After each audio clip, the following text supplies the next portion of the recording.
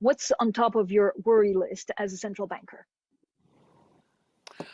You know, it might surprise you, but I fear two W. W number one is war, because I think that on the top of everything that we have at the moment, that would be just the most aggravating factor that we could face. And my second W is the second wave, if we ever had a second wave. When we look at analogies, you know, like the Spanish flu, unnecessarily called Spanish for that matter, the second wave was even worse than the first. So those are the two things that I have on my mind from, you know, a humanitarian, as a person. Now, if I look at the economic consequences of all that, clearly, even without those W's that are my fears, I think that we have the most unprecedented economic crisis that we have seen in peacetime. I've said that before.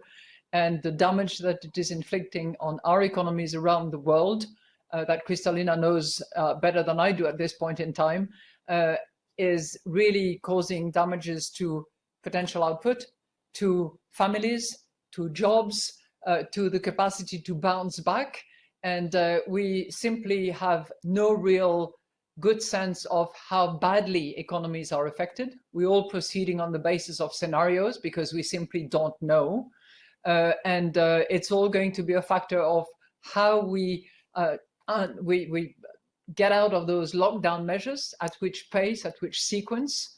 And if we do, we don't know either how fast and how strong the recovery will be, because it will be a factor again of the measures that are taken at this point in time.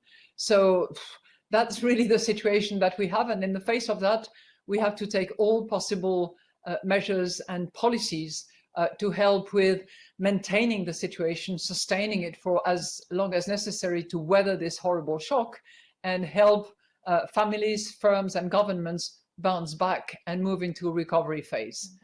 Clearly, you know, the nearly 4 million people affected around the world, a quarter of which are affected in the euro area, is on my mind all the time. And I also venture beyond those borders, because I think of all people in the developing world, which clearly is taking a big hit and will continue to take a big hit, despite the fact that health systems are not as solid as they are in advanced economies.